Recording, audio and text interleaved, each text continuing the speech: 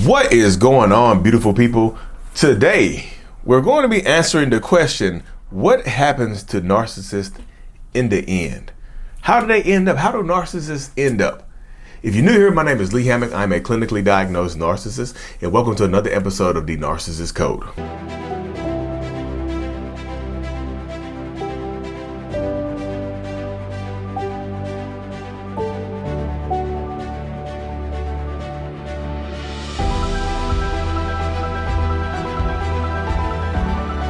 So, welcome back, folks. Yes. First of all, if you haven't, y'all, join my email list, newsletter list. Have one going out today. Link is in the description of every single video and podcast that I do. I don't spam, I don't scam, I don't do none of that. It's just me talking to you in the mornings. But yeah, so yes, y'all. Yep. Where's that come from? I asked that before. Yep. Land before time, ducky. Gotcha. How do narcissists end up? Like, what happens to them in the end? A lot of people ask me these questions because they think narcissists end up alone and desolate in the quiet, in the darkness. Some people think narcissists end up just going to hell. Like the floor opens up and the narcissist said they take one last look at you and they're like, goodbye, and they just fall down the steps of hell, the pits of hell. And you can hear their flesh crackling and they burning and stuff like that, because they're demons, right? But that's just no. The imagery is crazy. You think about narcissists just taking a step down, just like, see you later, and they just walking down the steps to hell. But to me, I think in the end, narcissists end up lonely, y'all. Notice I said lonely, not alone, because not all narcissists will live alone at the end of their lives. They won't be alone. They might still have their wife or husband or kids or whoever, their friends at the end of their life. But with the inability to maintain like physical, emotional connections to people like that, it's very difficult to have an authentic life at the end. So you end up lonely. If you feel lonely in your young adulthood, if you feel lonely in your youth, you're going to feel lonely at the end as well. You see what I'm saying? You're going to feel lonely at the end. Like nobody gets you, nobody understands you, except now you're older. You might not be wiser, but you're older. You might not be more mature, but you're older. You might not have no money, but you're older. You might not have people that are happy to be around you, but you're older. You still have older. Your looks are faded and whatnot, so you don't even look as good anymore. So now it's just like you battling. You're battling yourself as a lonely old narcissistic person.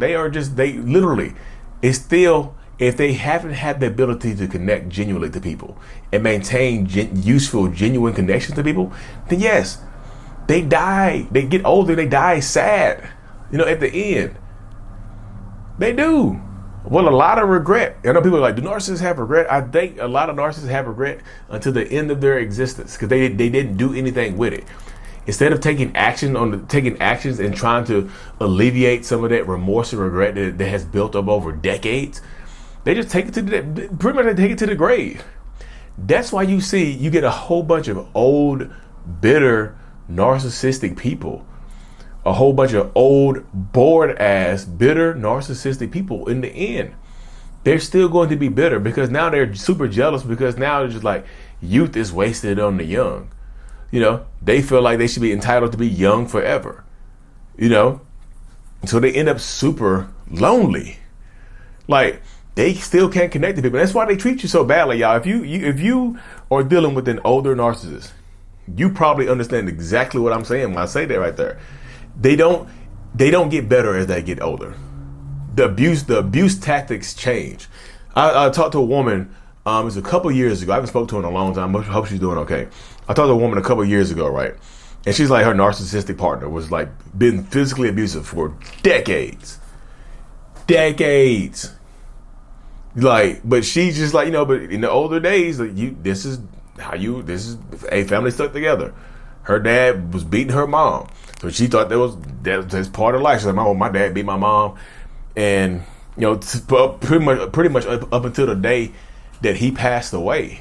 She's like, my mom celebrated when my dad passed away. It wasn't like she wasn't, crying, nothing like that. She was crying. It was like she was crying tears of joy because she was finally free.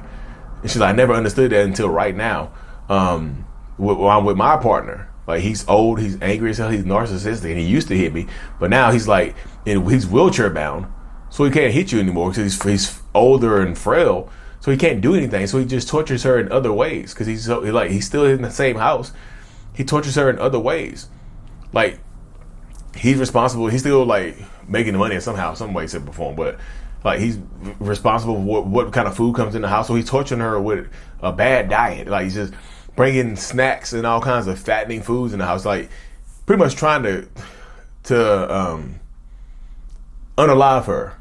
She's like, I'm in my 60s now. I've gained 50 pounds in the last year and a half since he's been wheelchair bound. I go outside, I try to walk and stuff like that, but he's still torturing me like that. He's still trying to. He looks at me with contempt every time I walk into a room.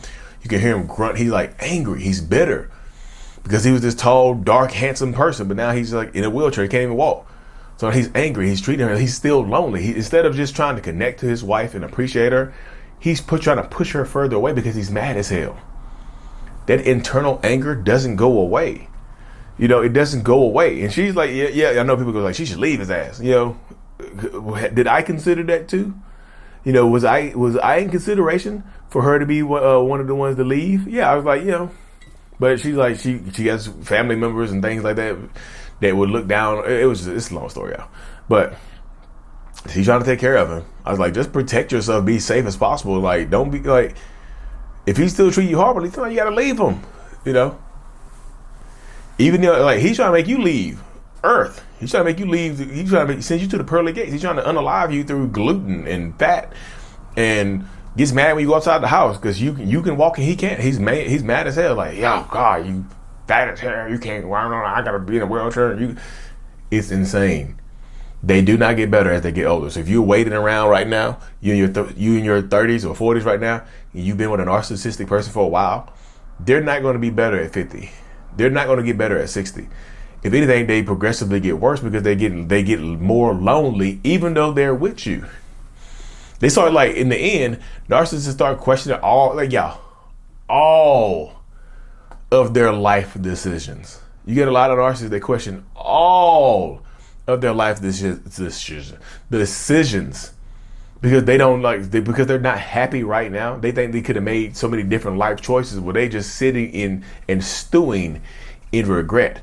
They're stirring up a regret soup, a regret stew, and that pot boiling like hell. That pot is screaming on that goddamn stove. It's like, it's over stirred. Look, it's chunky too. It's chunky regret.